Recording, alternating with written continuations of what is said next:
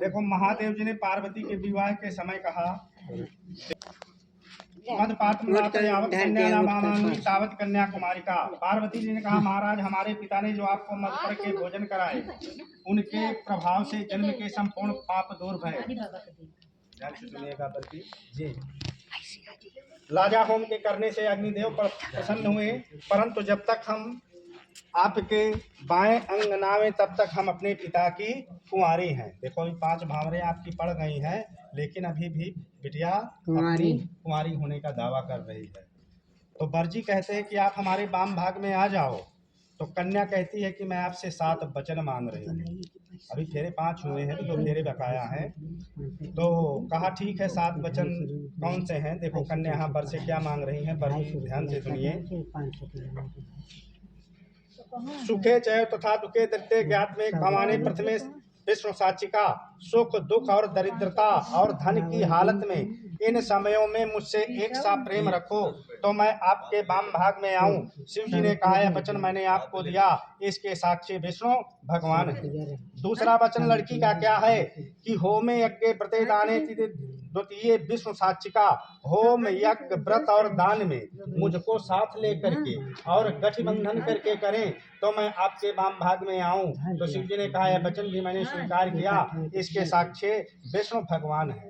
तीसरा वचन लड़की का क्या है? बाला चे युवा वृद्धा ज्ञात में भवानी तृतीय विष्णु साक्षिका। 3 अवस्थाएं होती हैं। बाल अवस्था तो अपने माता पिता के घर बीत चुकी है, जो 2 अवस्थाएं शेष बची हैं, युवा अवस्था और वृद्धावस्था।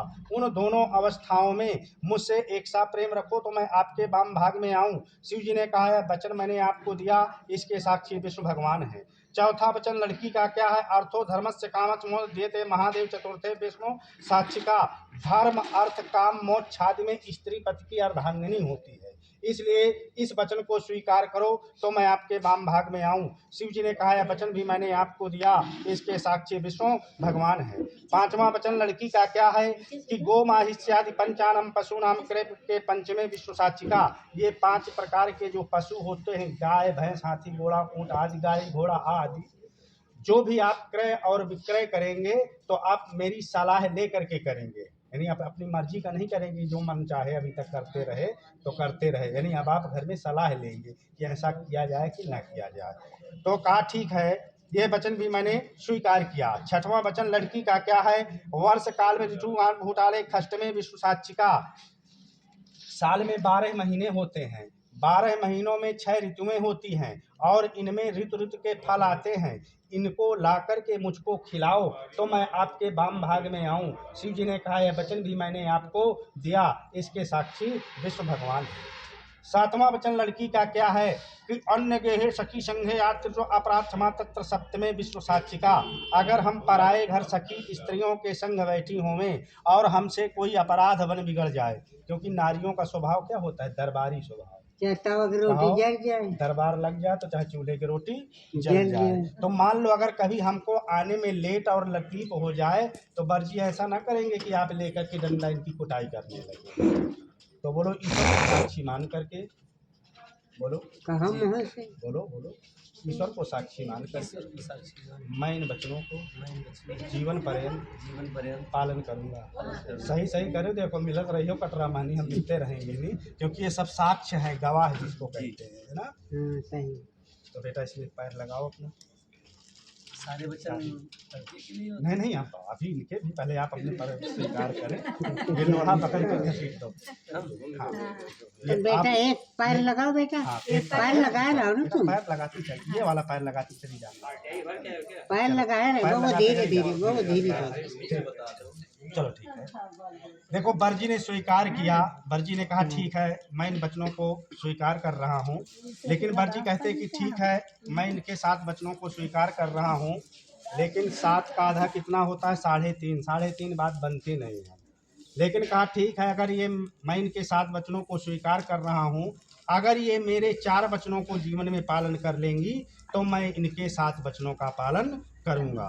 देखो बरजी के क्या वचन है, कन्या ध्यान से सुनेगी। उद्याने मद पाने पिता गृह राजद द्वारे। उद्यान नाम वन का होता है, उद्यान नाम आधी रात्रि का होता है और उद्यान नाम दोपहर का होता है संस्कृत भाषा में।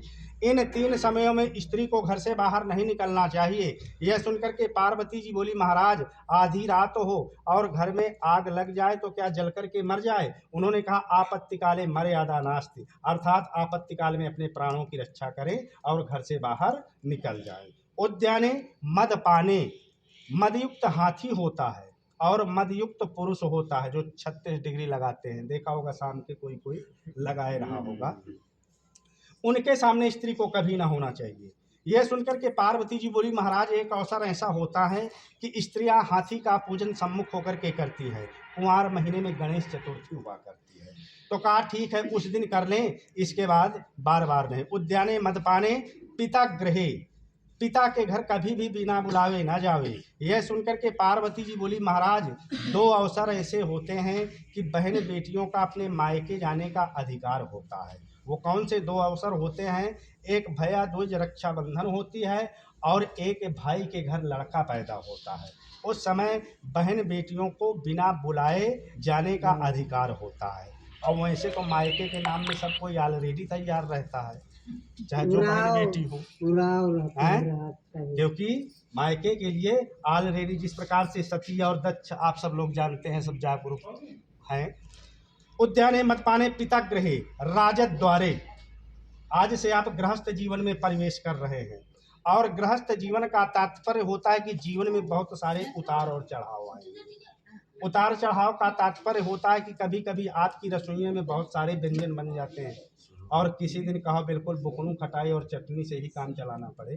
तो कहने का तात्पर्य होता है कि जीवन में बहुत सारे उतार और चढ़ाव आएंगे। तो उन उतार और चढ़ाव में, यानी अगर पति क्रोध में हो जाए तो पत्नी का कर्तव्य होता है कि अपने क्रोध को शांत करे। उसका विलोम हो जाता है, मान लो कभी पत्नी क्रोध में हो जाए तो पति का कर्तव्य होता है कि वो अपने क्रोध को शांत करे। अने पता लगे कि दोनों का क्रोध बढ़ जाए तो बात बिगड़ जाती है। पता लगे पति उठाए कंडा पत्नी डंडा, बात बिगड़ जाती है भाई। जब दोनों का गुस्सा हाई वोल्टेज हो जाएगा तो बात बिगड़ जाएगी। तो कहने का तात्पर्य गृहस्थ जीवन दाम्पत्य जीवन होता है, अगर एक को क्रोध बढ़ रहा है तो दूसरा थोड़ा शांत हो जाए। और शेष पति पत्नी की लड़ाई कितनी देर की होती है? सुबह से शाम तक की।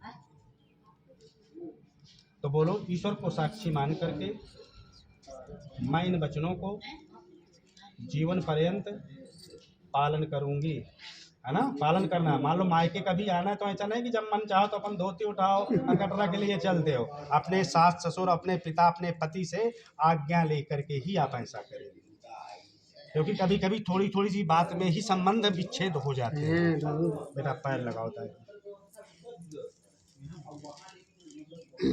बेटी पैर वो लगा, पैर लगाते चले, मार छोड़ना गावे रहे। यावत कन्या बा मांगी। कोई पैर पूजने वाला तो नहीं है? चलो आ जाओ, फड़ाक दे, नहीं तो वैसे काम करता हूं।